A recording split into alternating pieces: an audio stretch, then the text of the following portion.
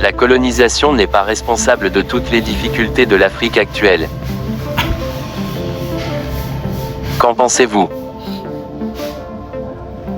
La colonisation a beaucoup exploité l'Afrique, elle a exproprié des milliers des bras valides et des matières premières. Mais elle n'est pas la seule responsable de toutes les difficultés de l'Afrique, elle a aussi sa part de responsabilité. Dans ces conditions, faut-il expliquer le retard de l'Afrique par la colonisation? Développement. Tout d'abord, la colonisation a été un acte moralement condamnable. Le commerce triangulaire où les Noirs étaient vendus et achetés comme des marchandises à vil prix, c'était dans le but de travailler dans des plantations de café, de sucre, de cacao. Ceci a eu pour conséquence l'appauvrissement de l'Afrique de ses bras valides et l'enrichissement du colonisateur.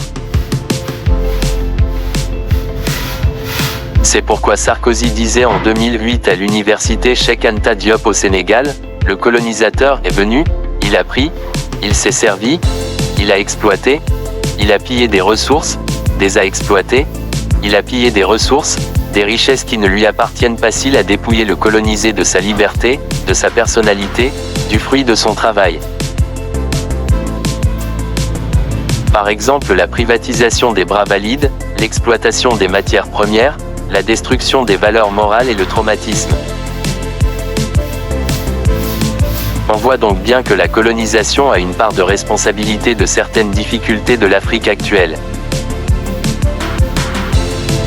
Peut-on expliquer le retard de l'Afrique par les méfaits de la colonisation? L'Afrique n'a-t-elle pas aussi sa part de responsabilité sur ses propres problèmes? La colonisation n'est pas la seule responsable du retard de l'Afrique, l'Afrique a aussi sa part de responsabilité.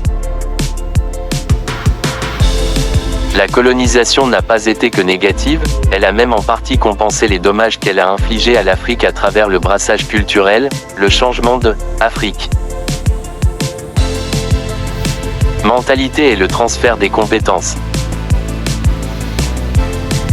Ainsi la colonisation n'est pas totalement responsable de tous les maux dont souffre l'Afrique et a sa part de responsabilité à propos des problèmes qui la secouent. Ces problèmes sont multiples et de nature différente. Par exemple la mauvaise gouvernance, le détournement du fonds public, le manque d'entrepreneuriat, les coups d'État, l'inconscience et la démobilisation, le manque de patriotisme. En outre, l'Afrique est aussi victime de détournement des deniers publics de la part des dirigeants africains et les avoirs investis à l'étranger. C'est pourquoi Frantz Fanon disait, la bourgeoisie nationale ressemble à un groupe de gangs qui, après chaque hold-up, dissimulent leur part aux coéquipiers pour préparer sagement leur retraite. Le détournement des fonds a pour conséquence le mécontentement du peuple, mais la bourgeoisie nationale n'est pas prête à lâcher facilement son privilège, elle fait appel à l'armée pour réprimer le peuple, le régime se durcit, mais tôt ou tard elle découvrira son importance et fera peser sur le régime le risque ouvert toujours à un pronunciamiento, coup d'état militaire. C'est ainsi que les coups d'état militaires se sont succédés sans cesse en Afrique depuis l'indépendance à nos jours. On peut citer entre autres le renversement du général Moussa Traoré par le capitaine Philosophie Amadou Toumani Touré qui fut à son tour renversé par un autre capitaine Amadou Aya Sanogo le 22 mars 2012, le renversement de Patrice Lumumba par le général Mobutu au Congo le 14 septembre 1960, et l'assassinat de Thomas Sankara par le capitaine Blaise Compaoré le 15 octobre 1987 au Burkina Faso. On voit donc bien que la colonisation n'est pas totalement responsable pour raison que l'Afrique a sa part de responsabilité. C'est à l'Afrique seule de prendre sa responsabilité et de déclencher un véritable développement si elle ne veut pas rester le champ d'action de l'autre.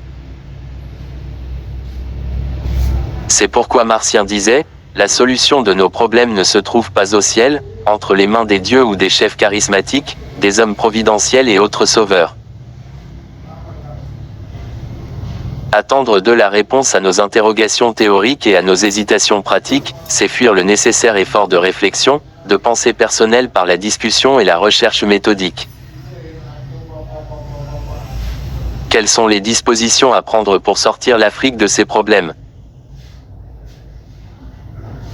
Les dispositions à prendre pour sortir l'Afrique de ses difficultés actuelles, lutter contre la mauvaise gouvernance, la corruption, l'analphabétisme, et cultiver l'esprit d'entrepreneuriat.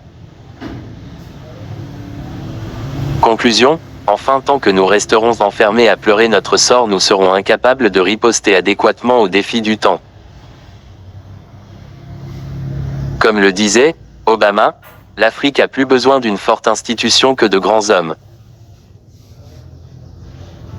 Quel est donc le régime possible pour sortir l'Afrique de ses problèmes?